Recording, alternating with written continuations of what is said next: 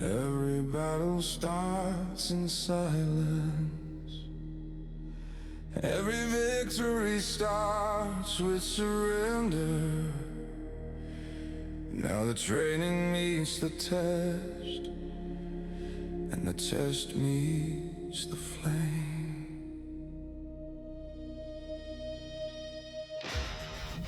Dear Father in heaven, Lord, thank you again for the ability and the chance for us all to come together today. Lord, we are finishing up our series on talking to our kids and learning from them, Lord. God, we just pray for the two that we are interviewing today. We've got two, not just one. And Lord, we just pray that you are with them, that they would they'd tell us what's on their hearts, Lord, that you would speak through them. And we invite you into the room. Lord, we love you. In Jesus' name we pray. Amen. Amen.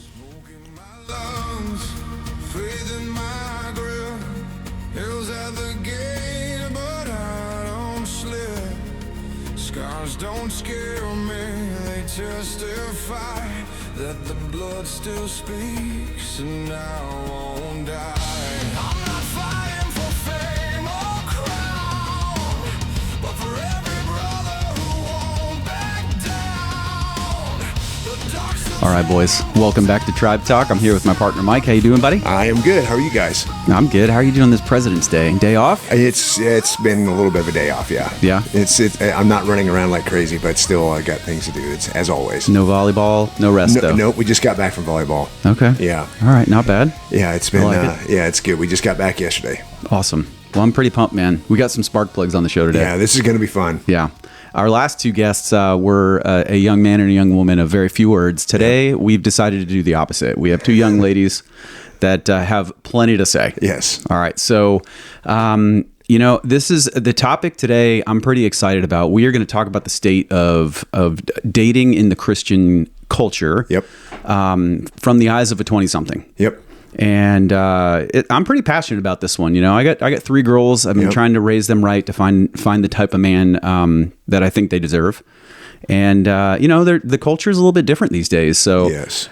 Guys, if you're listening today, today's the day to get the answers to the test. That's it. That's right. So no more wondering what the female persuasion is thinking. We're going to ask them directly. Yeah. So, without further ado, let me introduce our guests. Okay, let's do this.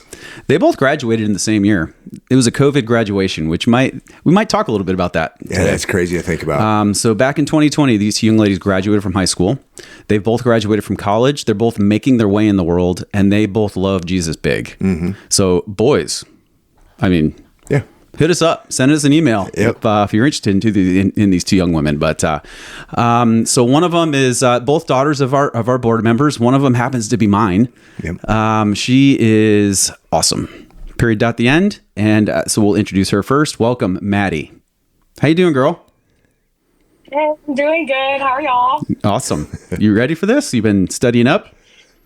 Yeah, I'm so pumped. Yeah.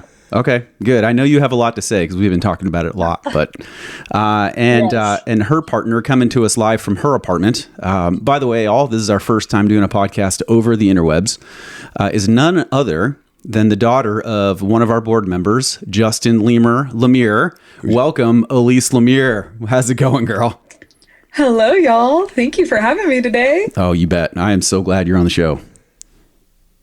This is gonna be pretty sweet. Yeah, this is awesome. Yeah.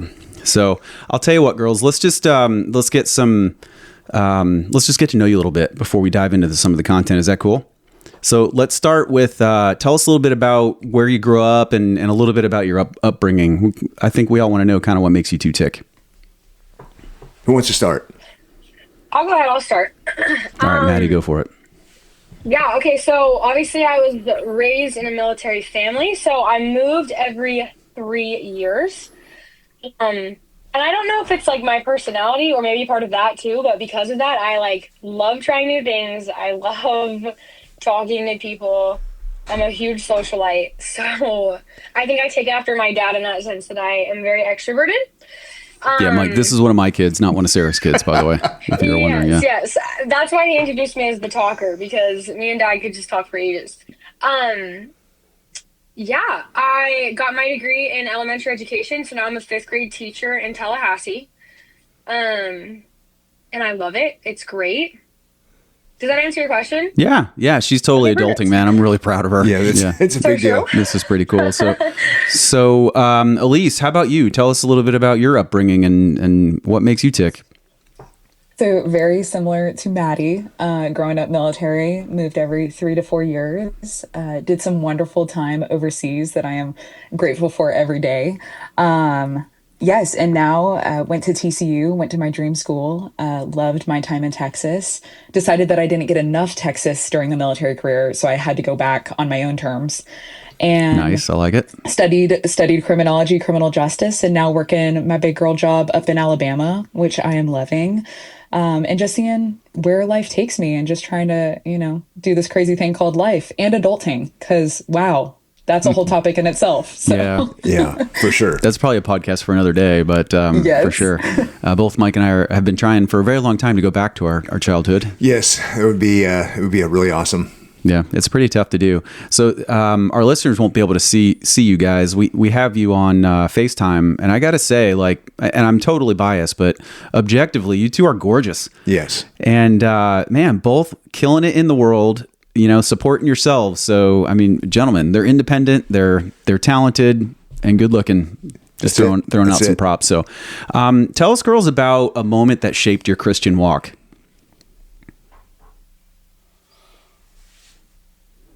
Yeah, Maddie, you go ahead.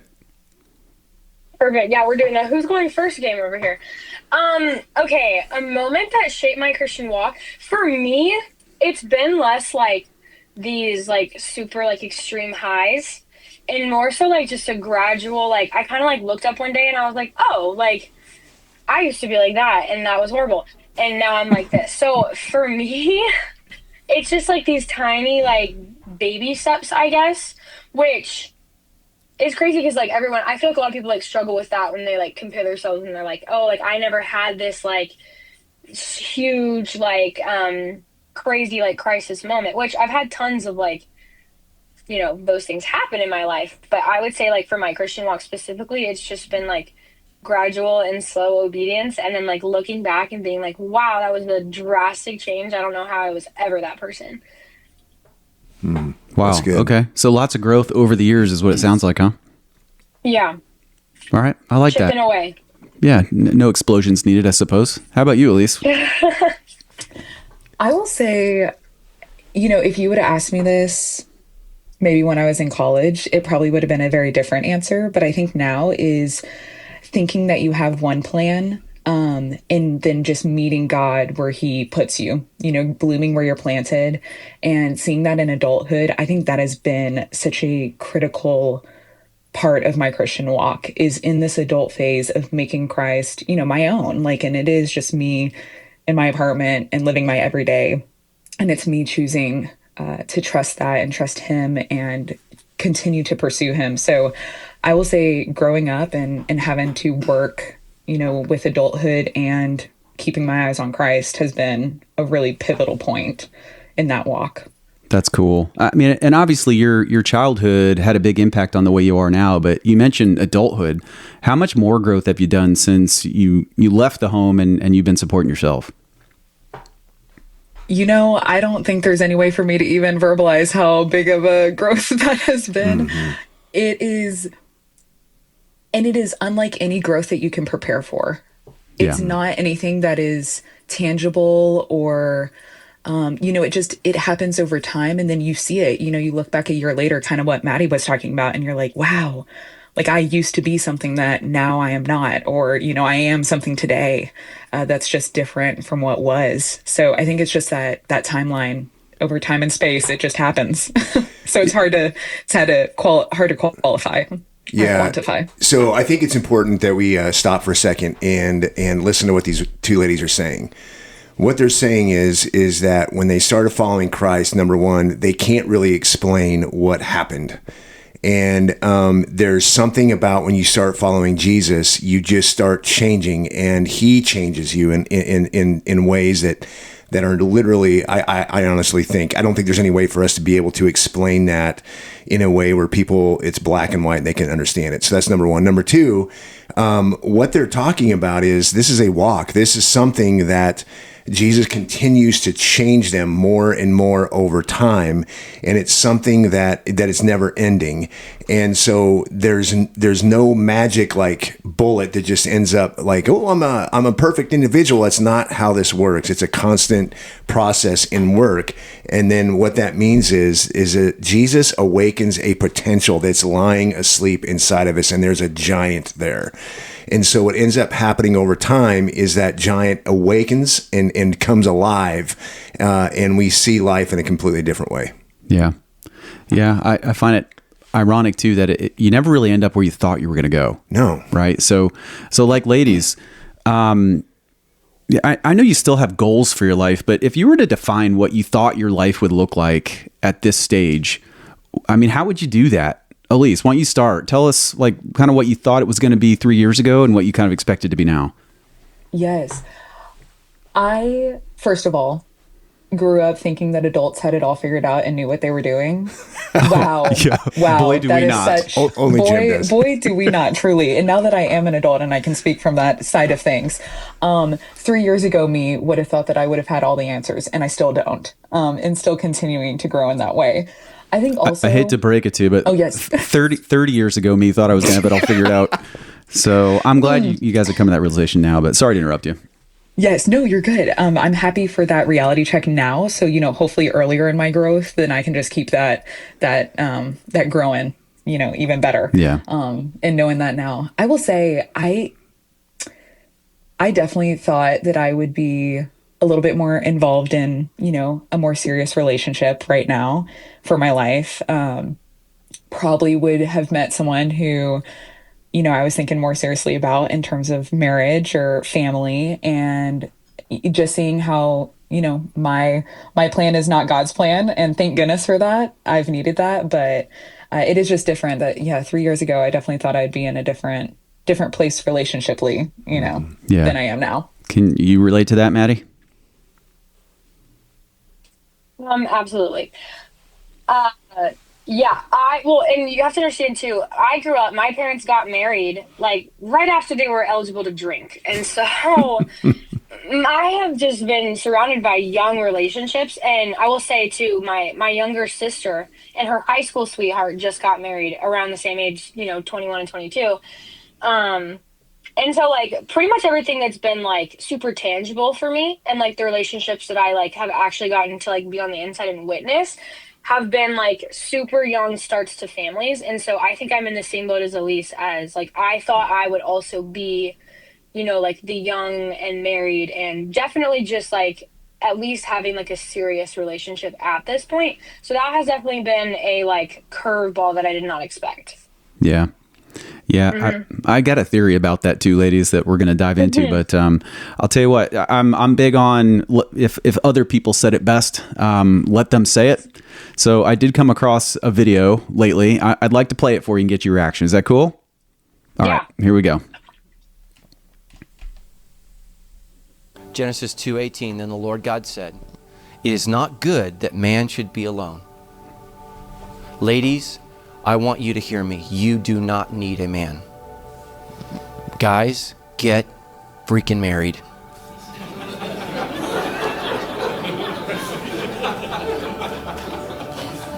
I don't know what your problem is.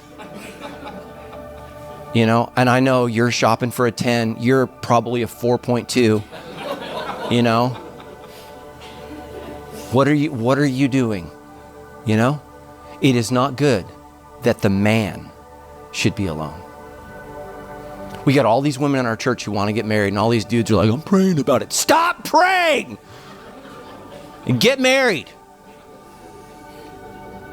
You have no idea how dumb you are without her. I will make a helper fit for him. All right. So you don't know how dumb you are was how they ended that little video. So your reaction, girls, what do you think of that? Yeah, go ahead. I don't mind stepping in. The first thing that I thought of is, I feel like for a while, and I definitely still have a lot of growing to do, but I feel like I am ready. But in the way that I have been brought up, and the way that we talk about relationships and leadership in a relationship, I feel that that should also be a decision from the man, to pursue. And so while I may be ready, I'm not going to go out of my way to pursue and kind of start wearing the pants in that way. That just doesn't feel natural to me. So I might be ready, but if, the said guy or said guys in an area are not ready for that, then I'm just left ready and waiting and hoping, and I'm sure there's things that I can do to, kind of emphasize that I am ready for that. But I still feel like that is mainly, the man should be pursuing. And that is, I feel like, how I've been raised in my family, in my household. I see my dad pursue my mom. And so that was the first thought I had when he was talking about that, of like, men get ready, like be ready. We have women that are ready. Yes. Yeah. Do you agree, Maddie? Yeah, I just want to add to that. So I love that you said that. And I wanted to bring up the point of like, I feel like a lot of, especially guys our age and probably older too, but they have like this idea they have to like be a certain way before they can get married, and they have to have it all figured out. And so they're just like, okay, well, I'm going to pray about it. I'm going to, wait. But it's like, we're the ones that have to wait because we're the women, and they're the ones that are supposed to be like taking those steps and like not waiting and like being the pursuer. And they don't have to have it all figured out. Like the point of a marriage is that you guys figure it out together. Mm-hmm. So this idea that we have to be like perfect husband and wife material before we get married is ridiculous.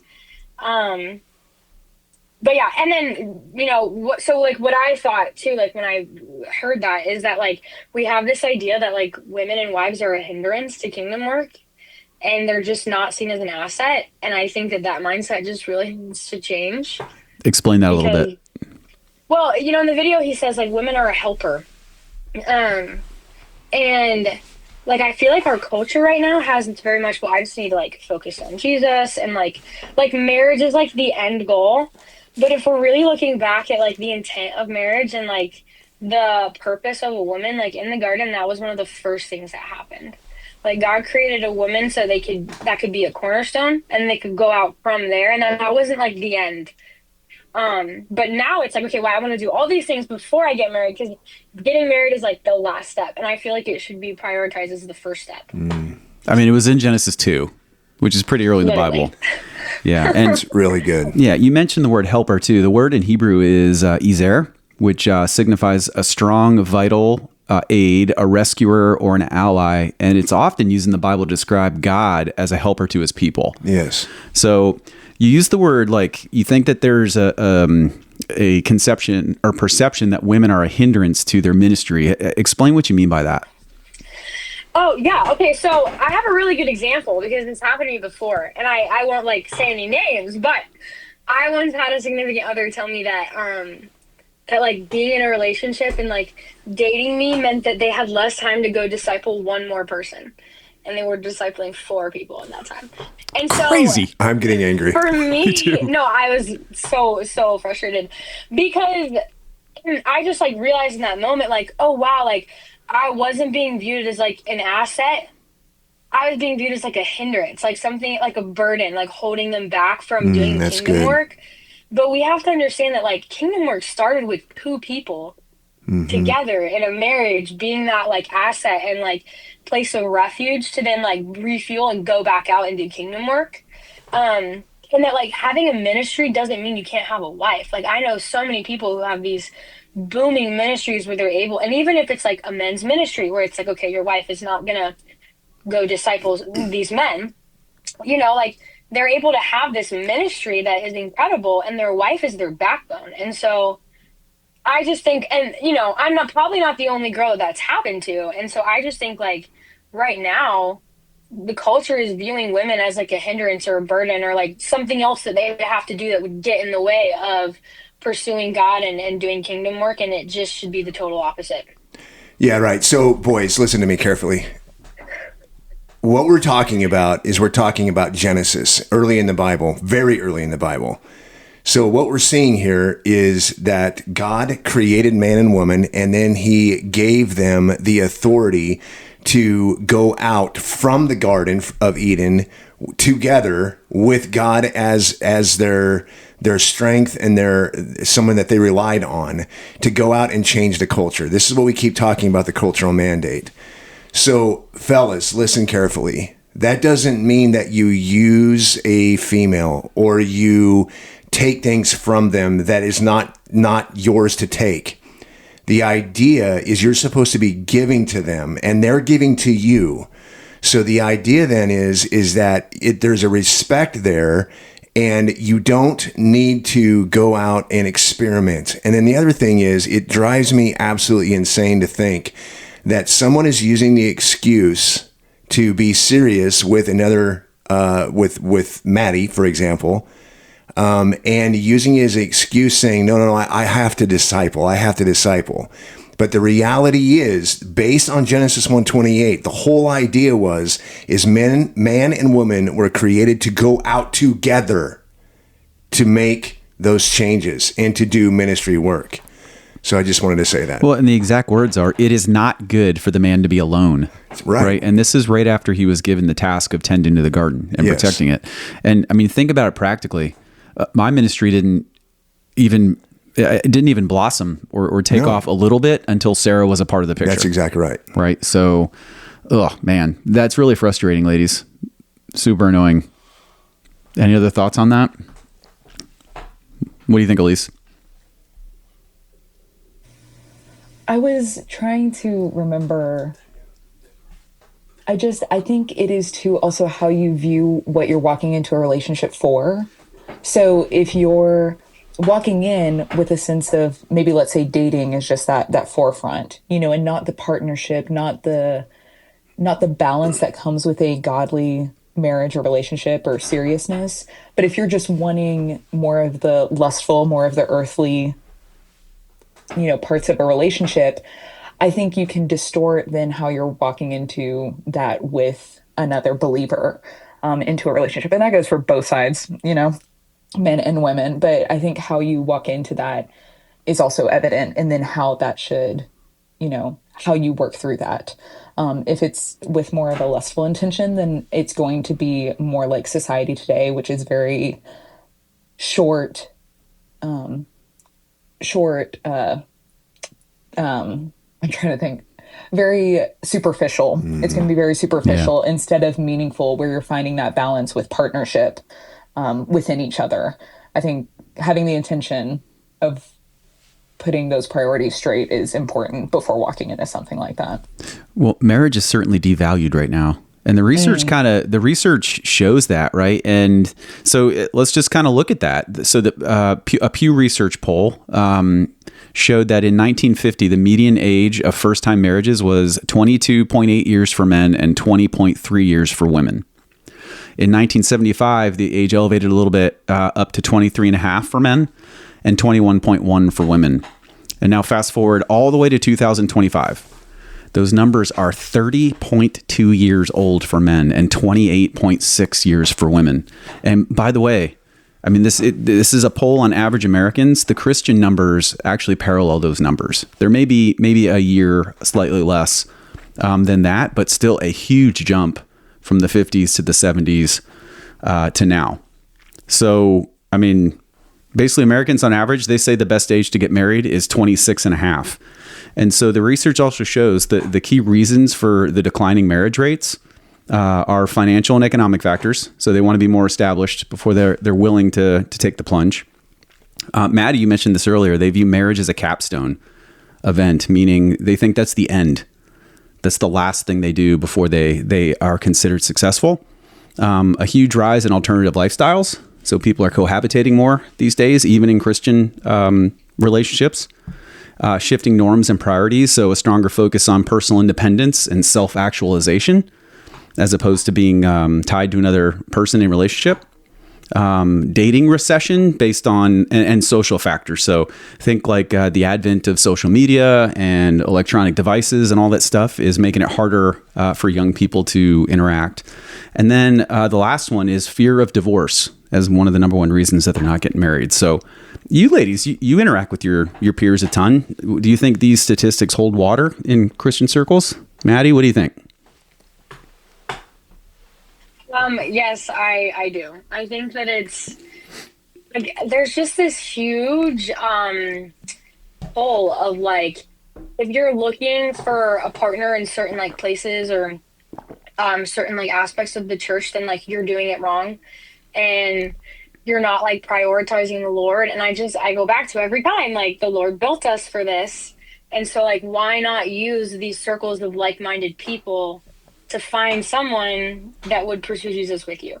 But like okay, so at my church we have like they're called city groups, and you know, they're like Bible study, and we talk about and just grow in our faith and in the Word, right? And we have all these co-ed groups, and I've like heard several people be like talking about, you know, certain individuals who would join a group and be like, oh, well, they're just here to like meet boys, or they're just here to meet girls, and I'm like, well, okay, that's obviously a great place to do that. Like, why would you not want to meet someone who's like minded and clearly they care, you know, so they're, you know, trying to get better at Bible reading. And so I just think that's such a silly response. Like, of course they are. That's what we all want. Isn't it great tool to meet people who are like minded?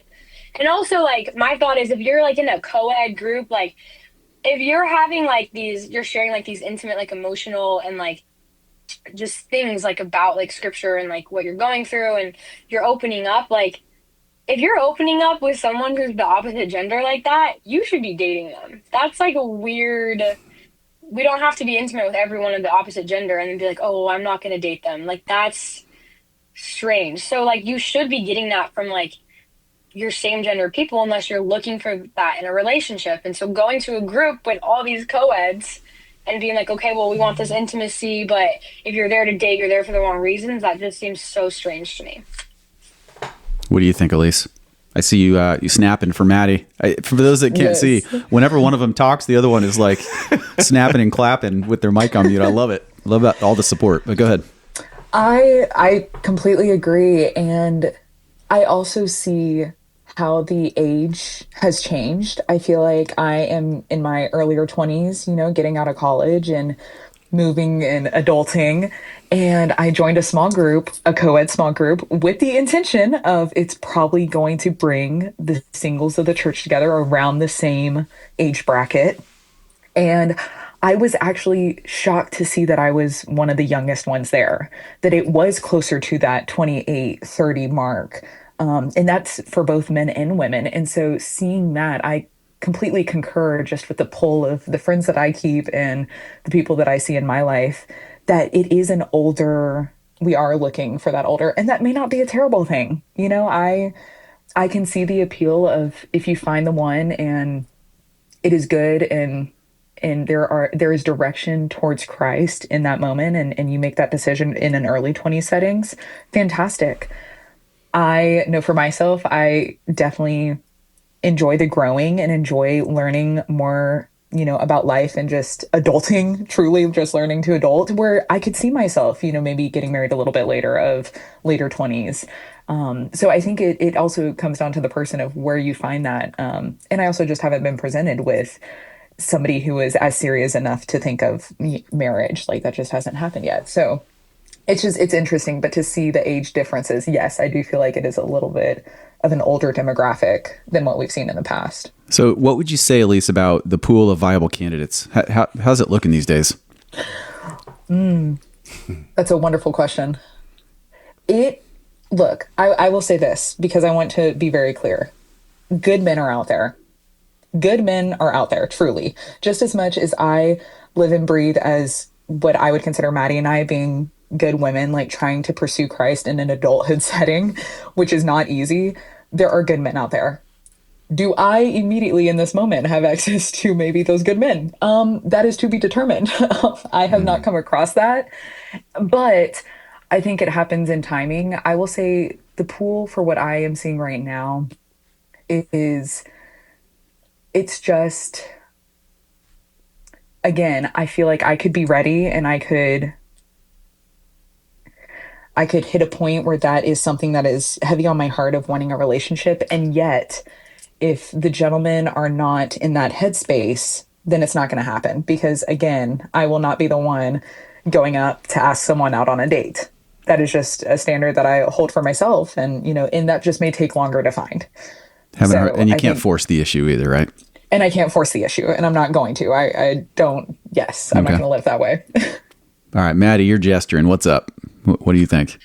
Okay, first of all, I just want to back Elise up on this. But second of all, I have the complete opposite, like, pool, I guess, in that there are so many men who are single and love Christ and, like, available for that. So you and found a they're big all pond, too is what you're scared. saying. Yes, huge Okay. pond of very decent, wonderful, Christ-loving men. And all of them are scared, and all of them refuse to be bold, and all of them are just like, well, it'll just like fall into my lap when it's that timing. Or they will not ask a girl out because it's awkward, or people will talk, or, okay, well, this girl dated that guy, and like it hasn't worked out, so now both of them are blacklisted for anybody else to date because we have to be quote unquote loyal to our friends. And I think that that's ridiculous. Yeah, that is pretty dumb. Because, like, for the love of it all, they're wonderful men. Just be bold. Like, just ask. And if you get rejected, like, it's gonna suck. I'm not gonna lie. It's embarrassing sometimes. But, like, what's the alternative? Like, you have to choose your heart. It can either be hard and you meet a wonderful girl that you date and you marry, or it can be hard and you're embarrassed for, like, 2 weeks and you move on. All right, Elise, you look fired up. What's up? Yes, there is. Oh, Maddie, I'm backing you up too. We're just going to keep saying that back and forth. But there is a lack of social inspiration, like these days, of just, it is so heavy on apps. It is so heavy on texting and calling that we have lost the ability to communicate in person. And good. I think it is so bold, and so I give so much credit to anybody who is willing to ask about a date or anything like that in person.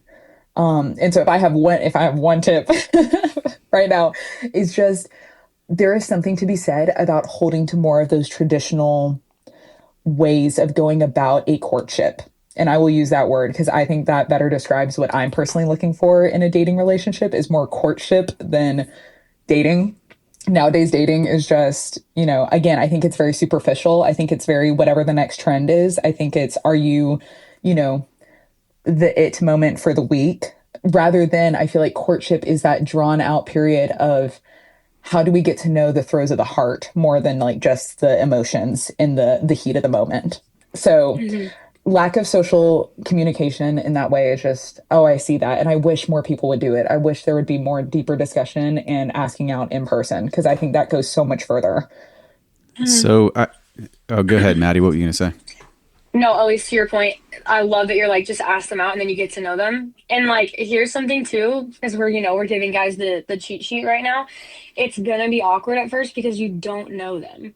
And so like this whole like, well, it's awkward a little bit, and like, that's what dating's for, I think. Away. Yeah. Exactly. Like, that's so silly to be like, well, this just isn't my person, because it's hello? It's going to be awkward until you guys know each other. So like, that's not going to happen right away. So this whole like true love at first sight and we clicked instantly, that's not always the case. And so it's a horrible expectation when you start dating someone. Yeah, so what we're hearing here is that people are losing the ability to actually speak to one another, to actually communicate and be able to get to know each other at a different level. And what we're also seeing is we're missing the fact that it all takes work. I think so many people start believing that, man, I just, it's not going to take any sort of work whatsoever, that it's just going to fall in my lap. But the reality is you have to do the work, and that's what dating is all about. I have one thought on that as well. I think in a culture that prioritizes end goal being the marriage, people can just see that then the ring is the bandage that's going to heal whatever maybe is not working before. And I've seen that with a lot of people that I know, where there could be differences, there could be thoughts and frustrations. Like, the work does not stop when that ring goes on the finger. Like, when you do feel like you meet that great point, that checkpoint, if you so to speak. So I think the grass is not always greener, right? Like, marriage is beautiful, marriage is great, but that does not mean easier. And that does not mean that just because you found the person that that is what is going to make it work. Life is tough, and you have to be willing to grow with that partner through the rest of your life. I mean, if you even think of just how much I have changed over the past year, what we were talking about at the beginning, that is bound to happen years to come down the road. And I'm sure for all of y'all who are sitting in very happy marriages, like y'all can probably attest to that as well. And it is so sad to see this generation think that putting a ring on it is just going to solve all the problems and just put a bandage over a bullet wound. It isn't. There's conversation that needs to be had before making that decision, because it is only going to get harder. Yeah. So let me ask you guys both, and you can answer quickly, whatever, whatever you want to do. Have you ever gained anything in life that's worth anything where it didn't take work? Nope. Absolutely not. No. Yeah. So marriage is the same thing. Marriage is the same thing. We have to work at it. When we give our lives, and this is the point, you guys, when we give our lives to someone, we're making a guarantee that through the goods and the bads, I will be there for you and you will be there for me. And it's not easy. It takes work. It takes work. And and that is what makes marriage beautiful over time, is you grow closer because of the goods and the bads. And that's what's important. Yeah. So I have a thought too, because you talked about you want these guys to be bold. You want them to take a shot. But, it takes two to tango. So what do you think is the women's role is there any role for the women in why men are so timid, do you think? And what would that be? Elise, what do you think? Why don't you start? I think our society today has made it to where you have to try and be seen as like the boss woman. And I don't really love the boss woman culture. I think, yes, being able to stand on your own as a woman in a workforce or in adulthood, like fantastic, woohoo, great. However, when it comes to, you have to allow the men to be men. And like, you have to allow them to then ask you on the date, and you have to allow them to, open the door and do other things. Like, it isn't just about the selfishness of like, well, no, I can do that all for myself. Absolutely. Any girl can do that for herself, but allowing someone else to step in and do some of that for you. I feel like nowadays, like, it takes two to tango. And I feel like way too many women have said, no, I can do this all on my own. I don't need you. And the reality is like, it does feel good to be needed, and it feels good to be wanted in certain ways like that, where it's, hey, like, I'm going to allow you into my life because you are adding to it. You are, taking care of, you're providing, or you're protective, and you're careful with me like that. I think it has to be an ebb and flow where the woman has to be willing to let him in that way, to allow him to be in his space to lead. Like, we have to sometimes give that space to lead. Otherwise, if we just block it off and try and act all boss woman, like we can handle our own stuff, it's going to close off those doors way quicker than opening them. What do you think, Maddie? I completely agree that being capable doesn't mean that you have to do everything. I think it's great that we're raising women who are capable and can do all these things and have, this discernment, and just, they're super intelligent. I think that's fantastic. We should all be raising our daughters to be like that. But again, like what Elise is saying, just because you can doesn't mean you should, and if I can do this thing, that's great. Like, I love that people are capable, but also like, let your partner serve you just like you would serve your partner. Like, it's not about that you can't do it. It's about that they want to be a blessing to you and they want to serve you, and we need to allow men to be gentlemen. So I think that's super important. I also think that women need to just stop being jerks about it. I think that we can be really mean and really nasty when a guy puts himself out there. And I think that we can, like, okay, if you would have liked that person, that would have been super smooth and really awesome. But because you don't like them, now it's this like super offensive and embarrassing thing. And I think that we just need to understand that, like, we've all had to be vulnerable and put ourselves out there, and being nasty about it just because you didn't like them is not the way that these men are going to start pursuing us. So yeah. It sounds like you're saying be approachable, even if you're going to reject the guy. You need to be kind and compassionate about that kind of a thing. Is that what you're saying? Yeah, and just have the respect for them. Like, wow, they were bold enough to do that, and the guy I like won't do that. So why would I torment this guy because he took a chance? Yeah. That's good. Mm-hmm. I like that. I mean, that's good advice within a marriage relationship too, right? Yeah. Mm-hmm. Like, don't, you shouldn't, if you're going to make an effort to, like you said, serve your partner, you probably shouldn't slam them for the way that they did it or that they didn't meet your expectation, right? That's just good relationship advice in general. Yeah. So for sure. Yeah. That's awesome. All right. So we've talked about the guys kind of half of the problem and the girls kind of half of the problem. I'm sure there's a lot more we could go into on both of those. What role does the church play as probably the third player in all this? Maddie, you had a cringy face. Go ahead. Why don't you go first on this one?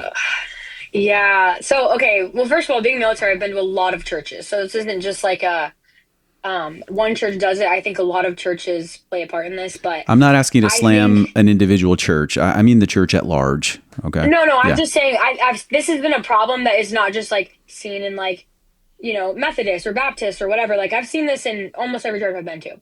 But what I'm saying is that I think that we've taken purity, which is important, and God commands us to have purity, and we've created this culture of purity means that you're not allowed to breathe or move or think a lustful thought.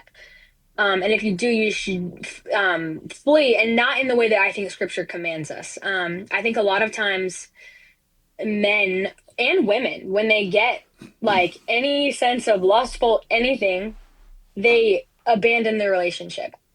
And I don't think that that is what the Lord is telling us to do. I think he's telling us to dig in and work through it and set up boundaries that, keep you and your partner pure. But this is not like if I'm looking in a certain way or whatever, that it's a done deal and to abandon ship. So I think that that's a huge thing.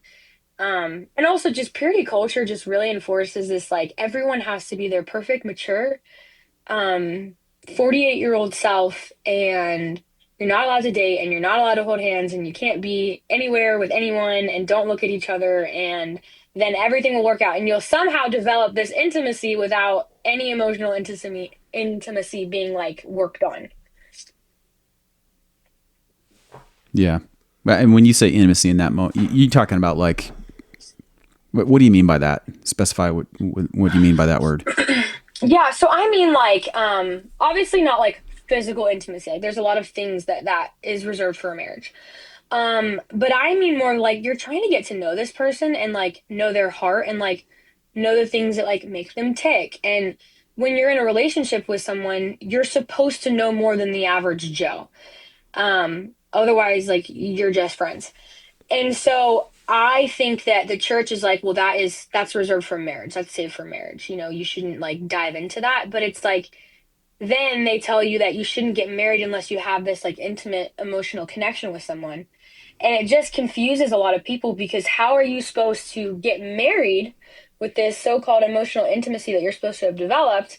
And the church tells you you're not allowed to develop any of that before you get married.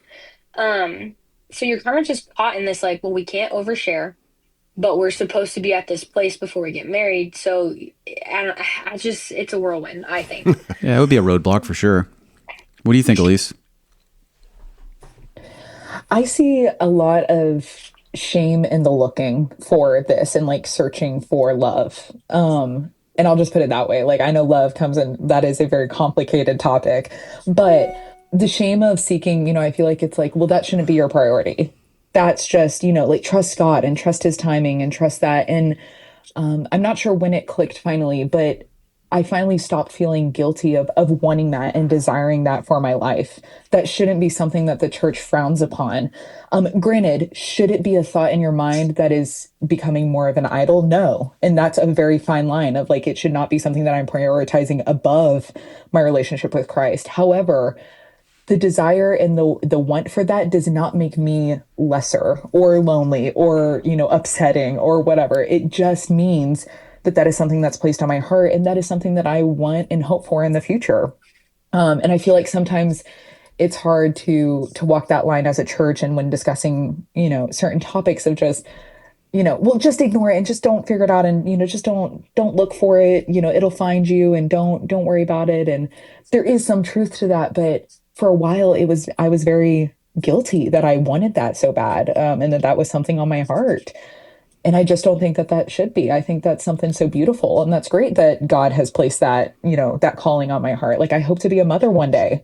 That's a calling. And so it just, yes, I think balancing it and making sure that it doesn't become an idol in your life, but still recognizing that it's okay to want that. Yeah, so ladies, I don't know if you know this or not, but the New Testament talks about love and talks about there's different types of love throughout the Bible. And the love that I think we're talking about here is the Greek agape love, which I think is exactly what Jesus showed us. And what that means is that it is selfless, it is unconditional, and it's sacrificial. And if you think about this idea of the kind of love that Jesus gave to us, that let's not pull the punches. Jesus sacrificed huge for us all. So this idea then of agape love, I believe that all of our marriages should be focused on that idea that I am selfless. There's not selfishness in me, but selflessness in me. It's unconditional and it's sacrificial. I want to give myself to someone else fully and totally. And as Mr. Jim talks about all the time, Jim talks about that they try to outserve each other. He and his wife try to outserve each other every day. That's exactly what we're talking about. That's agape love. And another thought on that, just that the church discusses, is the whole idea of submitting to a husband. And I've talked in length to my parents about this because it is a give and take. And so I cringe sometimes when women just hear submit to husbands and that's it, like end of statement. And it isn't. There is, like, Christ loving the church should be how a husband, loves his wife. And so in a very protective, and it is a very give and take manner. It is not just one way or the other. So I think having a broader discussion than just highlighting, submit to your husbands is a much better way of having that discussion and facilitating that. And I've seen some churches who have done wonderful jobs at that. So I just wish more ladies heard that, because I feel like we just get caught up in the submit to husbands, and it is a two-way street. It is. And that should be something that should be desired. Like, I desire to have that. I desire to submit to a husband who is providing and who is strong and the leader of the household and the leader spiritually.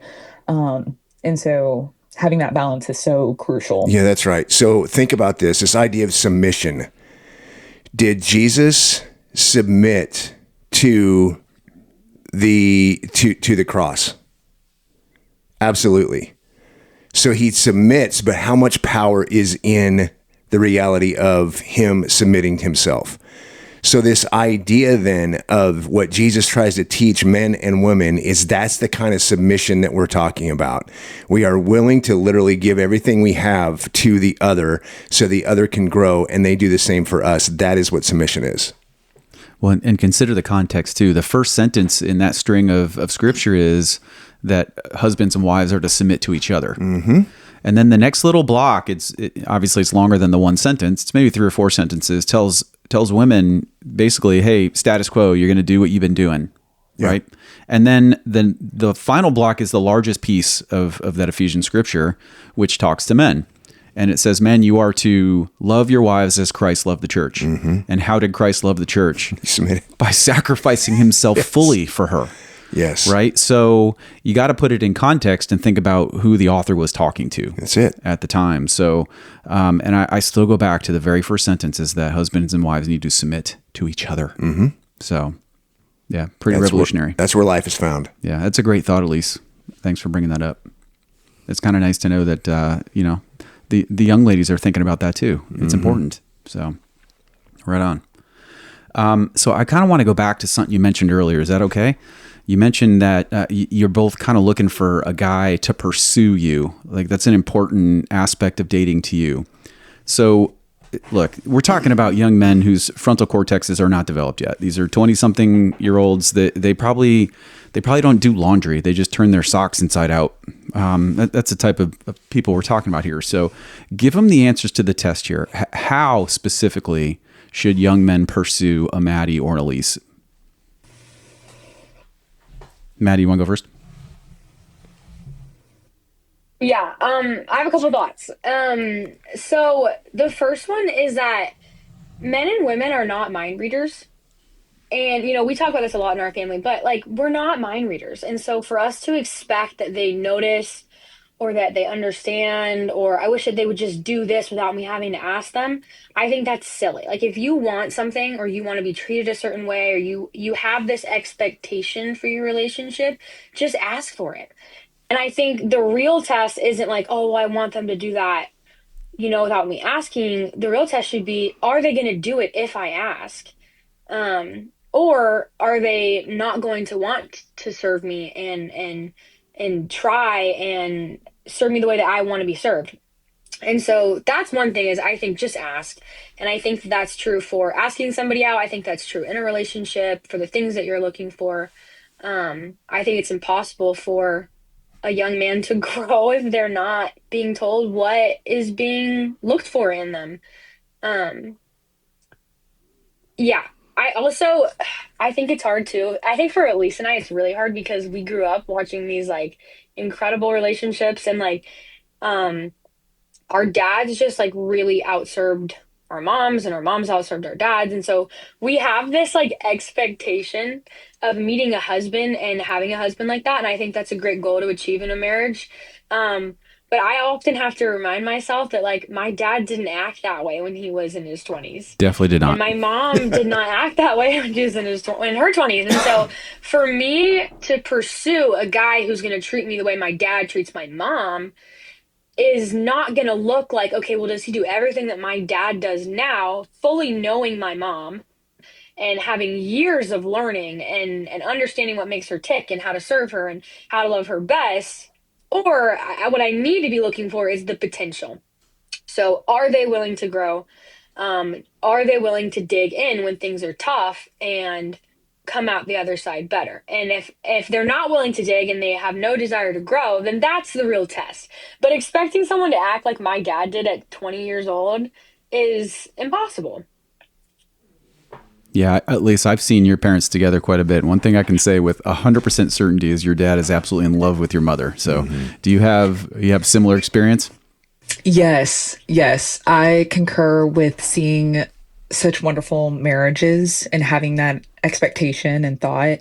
I will say, I think it's raised my standards. So, maybe I'm in this place because of my parent. No, I'm kidding. But Hey, it keeps my standards he's going to high. take that as a compliment. That's not He is, and yeah. they should. It's not a slam. But I think too, just having going the little extra mile of kind of those more gentlemen.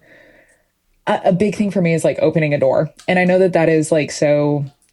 You can have your thoughts on that, but just small. It's about the little things in what add up to bigger things. It does not need to be a large gesture of, he brings me flowers every day and he, tells me all this all the time, like every day, and remembers this. And it's like these big things. It's not, I feel like it is it's in the little things of pursuing. One thing that I wrote down, the word is like remembering. Some of my favorite moments when people have been more significant in my life have been remembering small things, whether that's like a Dr. Pepper waiting before we go to a botanical gardens. Like it's just, okay, so I mentioned once that I enjoyed a Dr. Pepper, and like it was the remembering and the effort of like a soda does not cost much. That is not a large gesture, but like that stuck with me, and that stuck on my heart of like that small, just it's the remembering, it's the intentionality, I think is a better word for that. It's the intentionality of how you are pursuing, and I think that comes from getting to know someone, just like Maddie was talking about, like getting to know and talk. That's not going to come on the first date. That's not even probably going to come on the second date or whatever that looks like. It's going to take time to curate that, but I think that's the pursual part. And like I should be doing that as well, remembering and listening and really hearing a partner out. I think that's so important, than just expecting it all to fall into place and that it's going to be magical and sparks are going to fly all the time and the moon and the stars will align and all the things. Like, no, like that is very fairy tale, but it's the small little things that add up to a lot over time. Yeah, for sure. I think a big roadblock to that is the electronics. I mean, even in my marriage, when I'm eating dinner with my wife. If I just break that thing out, that sends a very clear message to the person that you're with, that little thing in your hand is more important to you than they are. So what are the distractions right now for young men that drive you guys crazy? I have maybe less of a distraction, but more of a roadblock of like, okay, like they want to like try and serve you by like doing what you like to do or like letting you pick or whatever. And that drives me crazy because if I get asked out on a date, I don't want to have to plan the date. I just want to go do what they have planned. And so for me, it's like, okay, ask me questions, get to know what I like. But stop making me plan everything. Like I just want to go and not have to do anything and be able to like enjoy time with you. And so like for me, it doesn't like really matter what we do. I know it's not the case for every, woman, so that's not like foolproof advice, but I would say for most women, like we just want to be led. And so I don't know. I think that might be just like a tough spot for me. I hate getting asked out on a date and then having to plan the date. So that's one. Yeah. How about you, Elise? I completely agree with that. I would love nothing more, even if it is something that I have to try to begin with. I would love someone to take the reins on that and plan it and kind of lead me.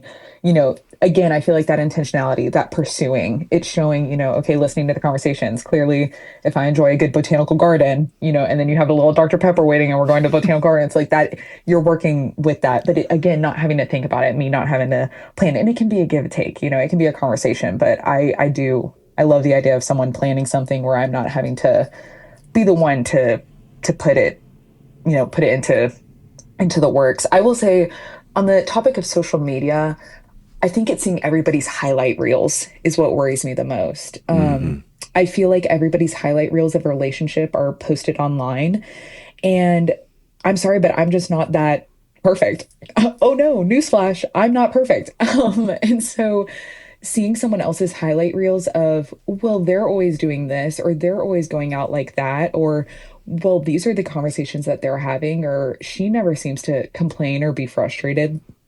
It is a false reality of what a relationship is going to be like. And so social media has given us that warped thought of what all of that should look like. And that goes for anything. That goes comparison, even just personally.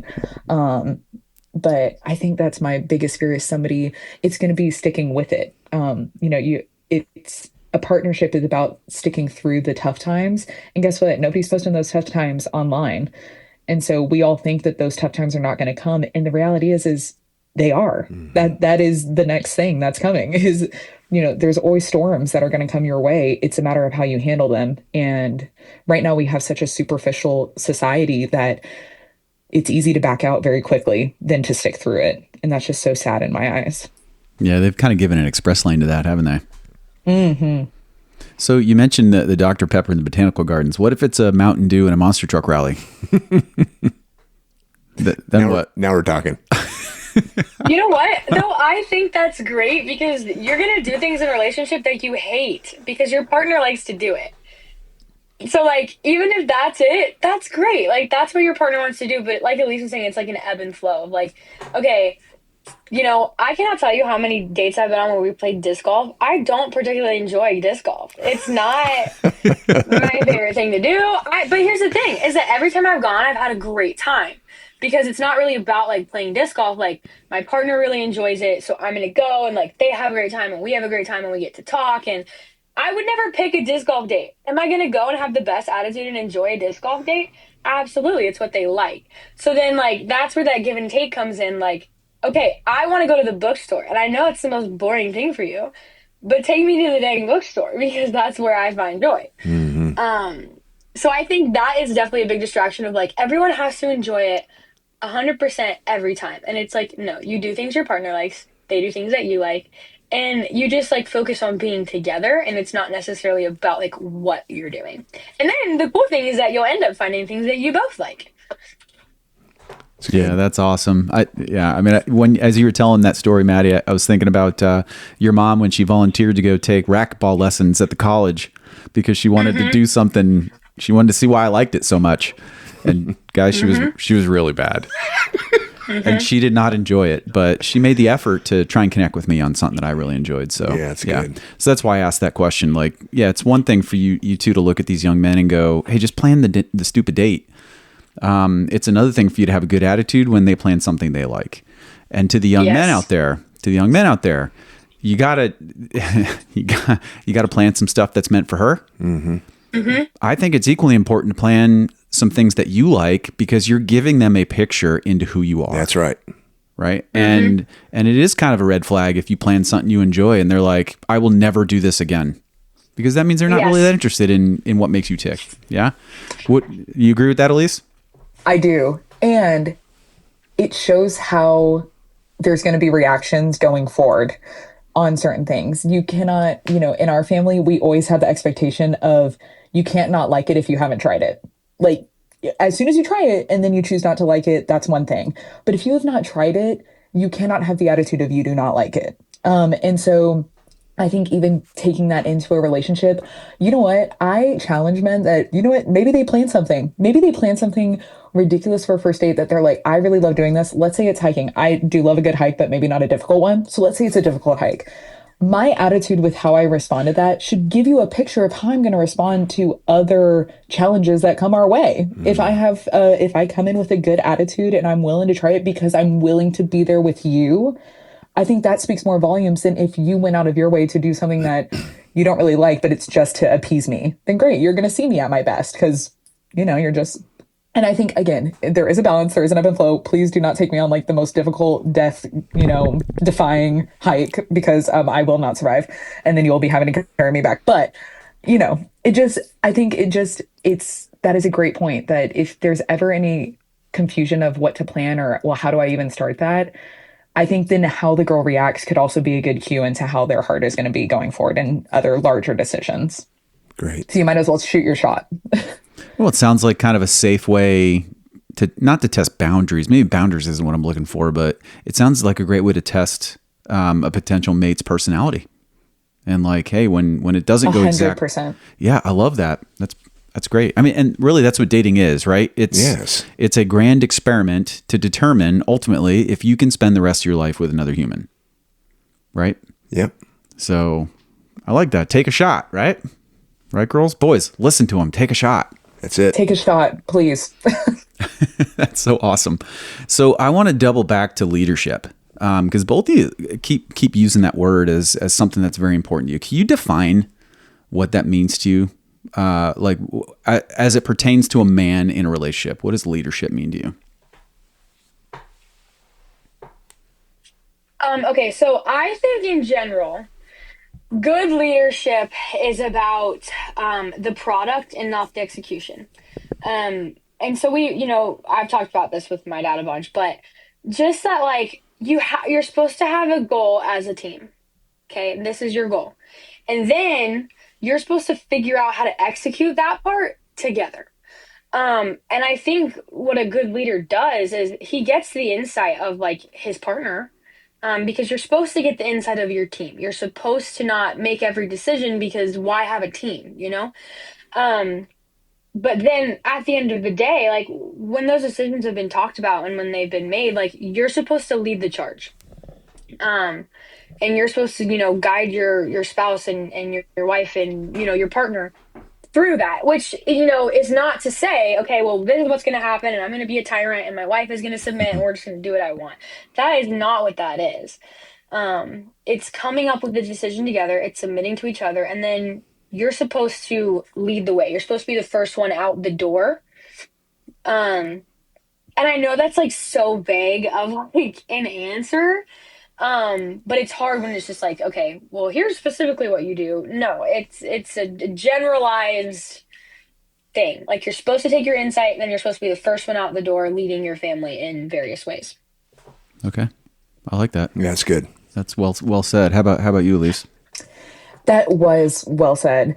It is getting the opinion of both and having that worked into how you execute a function, but it's also, I don't want to feel like the one who is having to hold the standard to how the family should operate, you know, I think one thing that one of the many things my father has done well is lead the family spiritually, which is very big in my book. I don't want to be the one who's constantly, you know, the one pushing for let's go in person on Sunday. Okay, well, like maybe let's do a Bible study and let's like get this going. Let's talk to our family. Let's read this, you know, to the kids. Like I think there should be some of that is, again, it isn't more of a partnership. Maddie said it so much more beautifully. And it was so great of just, it does take into consideration the opinions of all sides, but I think being the first out the door is so important, and being the one that holds the standards to that nth degree, of kind of keeping that, because I feel like it would be hard coming from two opposing sides trying to meet a common goal than if you are on the same page about certain things and having one leader that helps get you to that goal. So again, very much an ebb and flow, not just one taking over the other. Yeah. I think too, like a very tangible thing for that is like, okay, the guy should ask the girl out. And I'm not saying that like doesn't work for other couples. I know tons of couples where the girl made the first move. But like the standard should be that you come ask us out. Not we have to, you know, do all these things. Like just go, ask us out, take the chance. Like that is leading. You know, if I know, if you know your partner doesn't want to go to church, like no, it's your responsibility to say, hey, like this is important for us. We're going to church, you know. So that's like very like tangible stuff of like, okay, take the initiative. It is your job. Yeah, I like that. That's good. Yeah. Really good. I don't know. I think if you were to do some research, I've looked into this before. I don't have anything at my fingertips, but there is a decline in men that are leading their families into church, right? I mean, you go any Sunday, you can see a lot more women there than men. Yep. And I don't know every part of their story, so I don't know if the guy is at home while their family is at church or not. But the reality is, we are supposed to be looking at our families, going, "No, this is what we do. This is what we're about." And I don't think it's wise to cop out and blame it on your mom. Blame it on the mom, right? It's like, well, we're going to church because mom says we got to go. So I love that insight, ladies. I think there's wisdom in that for sure. Well, so let me ask you this. Like we sent you guys a lot of topics. We've been through a lot. What are we missing here?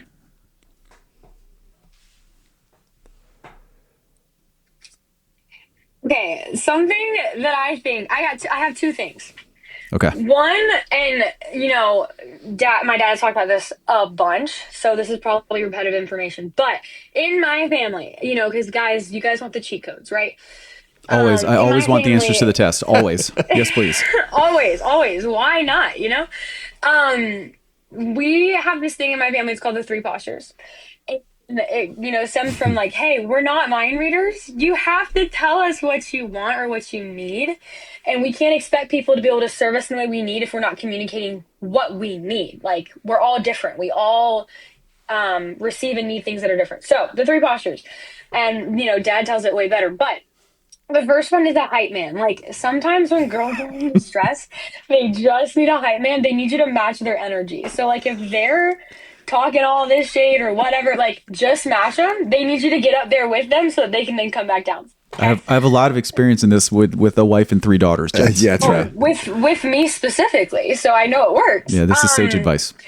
Yes. And then the second one is they just want a listener. They just want someone who's going to listen to them, talk about everything, and they don't want you to fix anything. They just want you to hear what they have to say. And when you start giving them solutions, they're going to lose their mind. Yeah, so we hate this one. Like, yes, men hate this one. Men want to fix things. Yes, yep. but do you want to fix everything, or do you want to be in good relationship with the women in your life? Yeah, that's right. Right? Yes. Okay. And unfortunately for women, that's our favorite one, is we just want a listener. And then the third one is a fixer. So, okay, here's my problem. I need you to go fix it, right? So what you know, take from that is like literally ask your partner what they need when they're in distress. And I'm telling you, it might seem like it's awkward, but it works. And I know like my dad can attest this with my mom, but also he can attest to this with me. Where like big time. I have been freaking out or panicking or mad or whatever the heightened emotion is. And he goes, okay, what posture do you need me to take? And I'd be like, you know what? I need this one. And he does it, and that is the key to communication for us. And sometimes I ask for one, and then we get halfway through the conversation, and I have to look at him and be like, "Hey, switch. I need this one now. I changed my mind. I By the don't want way, that one anymore." she usually switches from fixer to something else. Yes. Yes, Yeah. I know. Like, I need you to fix all my issues, and I'm like, you know what? I take it back. Stop fixing things and just listen to me. But you know what? Like, I've had to communicate that with him, and my dad was not perfect all the time of giving me, the one that I asked for, being able to switch in the middle of a conversation. But like as time progressed, they would be like, okay, as much as I still want to fix this, I'm just gonna listen, and that's hard. So like testament, if, like when you're doing these, like I recognize that's hard, but it is what we need. And Yeah, I and think the if I second could part of add that, something to though, that, kid, yeah. I think it is easier, believe it or not, in a relationship between a dad and his daughter, because we're stuck with each other, sweet girl. There's nothing you could do that's going to make me love you any less. When you're dating, guys, this is really difficult because if it gets too tense, you just bounce. All right. So my encouragement is don't just bounce. Like Dig. sit in the hard as long as it takes. Yeah. Right? If this truly is the one, sit in the hard as long as it takes, and you want to do this for each other. So anyway, Yep. finish your next thought, No, girl. you have to dig in. That's the whole purpose of a marriage, is to dig in. But I was just gonna say, like, also for the ladies, like, this posture system works great, but like sometimes you have to throw them a bone and give them something to fix. Which my dad will say all the time, but I love it when you they do that. want I it. so appreciate that. They want to fix things. It's in their nature. And so you can't ask them every single time to listen. Maybe pick something that like you don't have a preference on and let that be the one that they fix. But we have to let them do what they're designed to do, which is fix, if we're going to expect them to do what we need, which is to listen.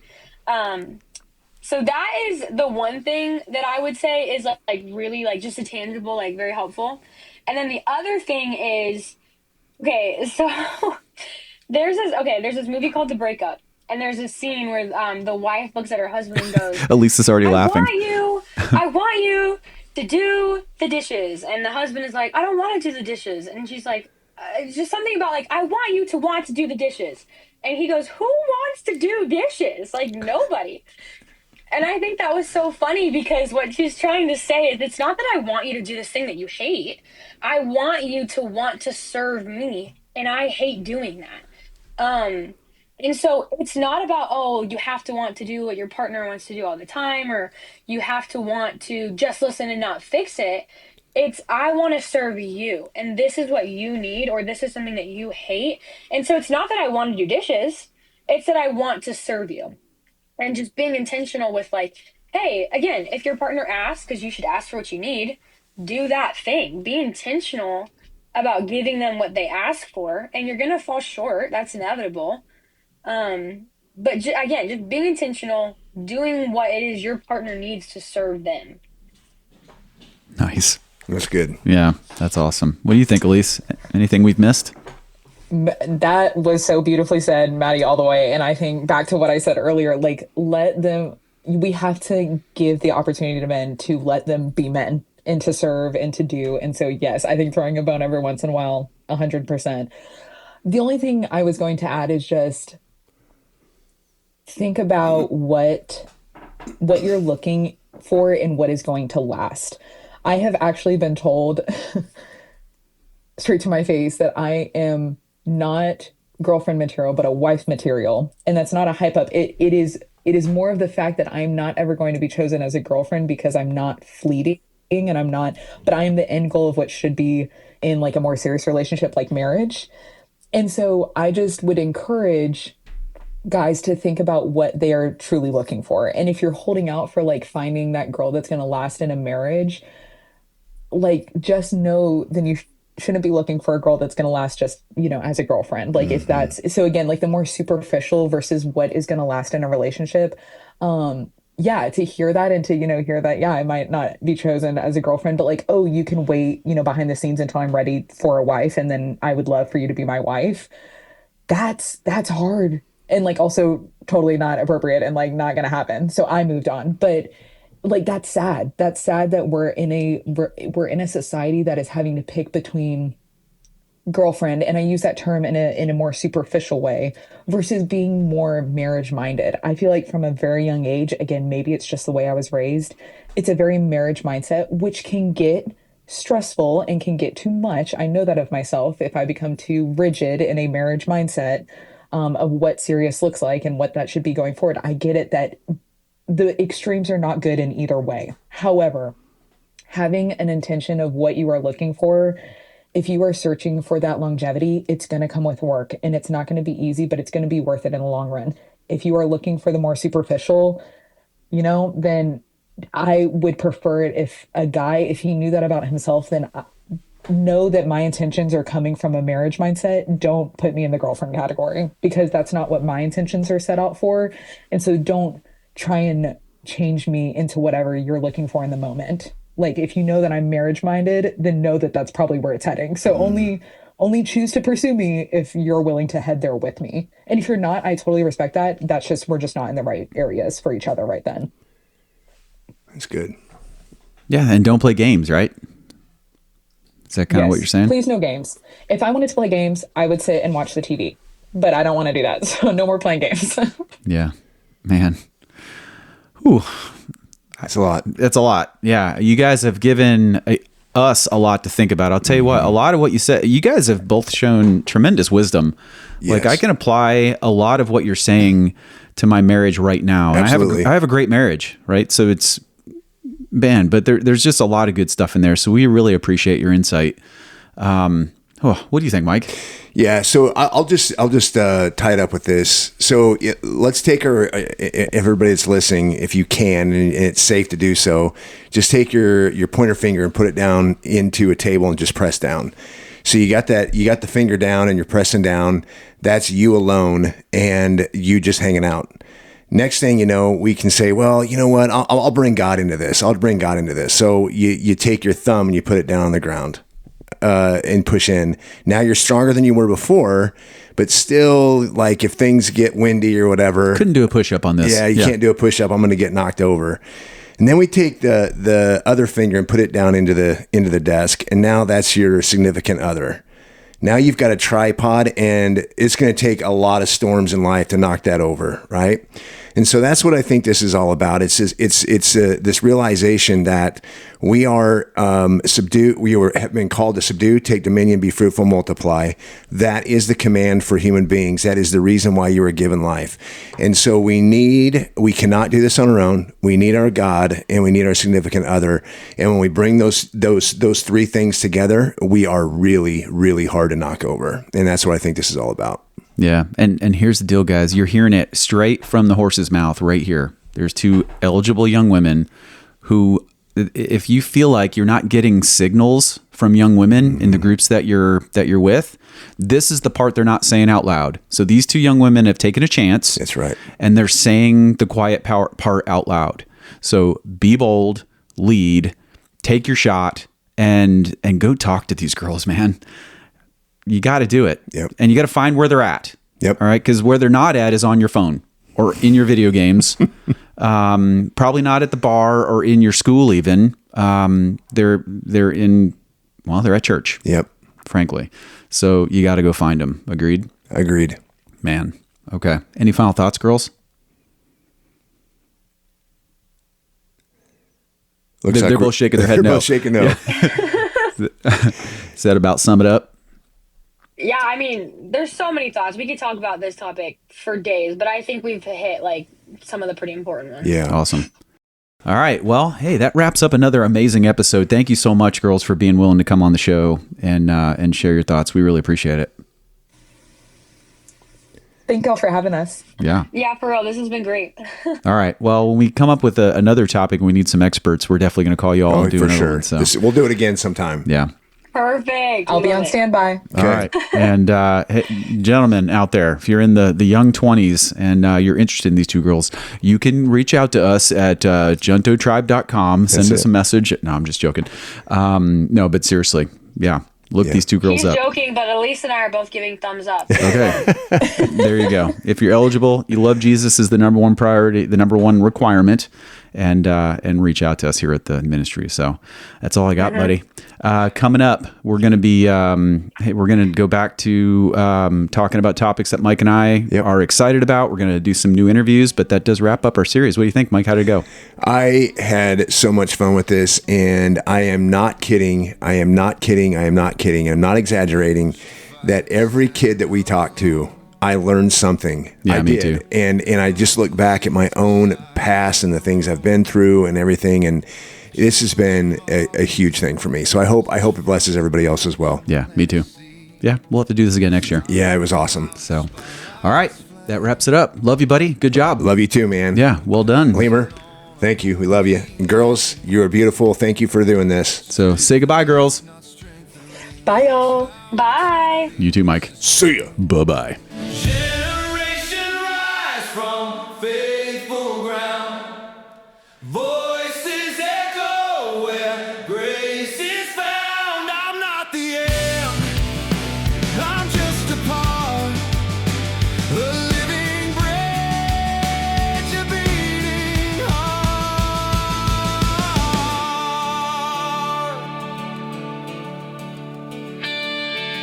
Every scar I've earned is proof that growth takes time beneath the roof. I lead through scars, not iron fists, through mercy's hands and humble rest. Let wisdom teach what fire refine, so others run, not stay behind. The legacy I'm called to start begins with hands and ends with heart. Generations rise from faithful ground. Voices echo where grace is found. I'm not the end. I'm just a part. A living bridge, a beating heart. If I fade away, let their light remain. Let my victories be their gain. The world won't need to know my name. If faith lives on, it's all the same.